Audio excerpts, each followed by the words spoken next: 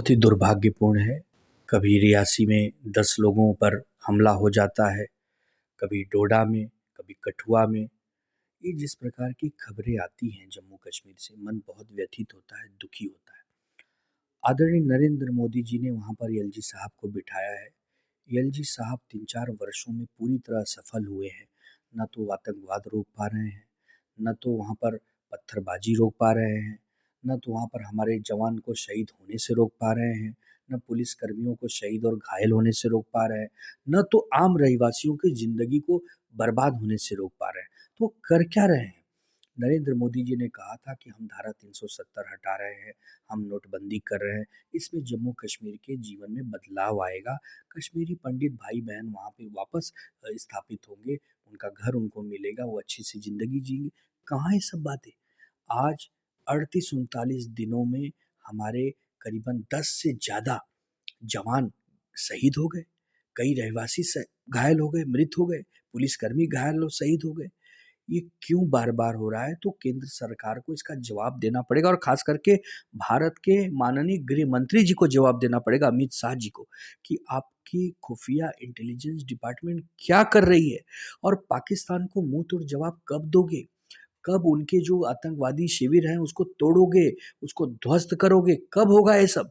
और जो पीओके में उन्होंने कब्ज़ा करके रखा है वो हमें वापस चाहिए, क्योंकि आतंकवादी वहीं से आते हैं, वहीं फलते-फूलते हैं। एक बार इसका पूरा सफाया होना बहुत ज़रूरी है, इसको पूरी तरह से नस्तो-नाबूद करना बहुत ज़रूरी है, लेकिन आप केवल और केवल जुमलेबाज़ी करते हो। अगर विपक्ष सवाल उठाता है तो आप विपक्ष को कोसते हो, सरकार में आप बैठे हो, 10 साल से ज़्यादा हो गए आपको सरकार में बैठे। अभी भी अगर आप जम्मू कश्मीर को अच्छी ज़िंदगी नहीं दे पा रहे हो, तो आप कैसे कह सकते हो कि 50 साल में कांग्रेस और विपक्षी दलों ने वहाँ अच्छा काम नहीं किया? आप भी तो नहीं कर रहे हो। आपको जम्मू कश्मीर को वापस खुशहाल जम्मू कश्मीर बनाना होगा, अन्यथा आप इस्तीफ़ा दीजिए, अपने पदों से जाइए, जो नए लोग आएँगे वो कोशिश करेंगे। सर, लोकसभा की चुनाव के बाद देखा जा रहा है कि उत्तर प्रदेश में विवाद बगावत के सुर देखने को मिल रहा है बीजेपी में, और वहीं महाराष्ट्र में भी लगातार बैठकों का दौर चल रहा है महायुति का। तो सर क्या रहेगा? देखिए, जो बोओगे वही काटोगे ना। अगर भारतीय जनता पार्टी दूसरों की पार्टियाँ तोड़ेगी, सरकार गिराएगी, कलह करवाएगी, तो खुद के यहाँ भी तो वही होगा। अब वही हो रहा है। भारतीय जनता पार्टी में इतनी अंतर्कलह मची हुई है हार के बाद, चिंतन-मंथन छोड़ के एक दूसरे पर आरोप-प्रत्यारोप का दौर शुरू हो गया है।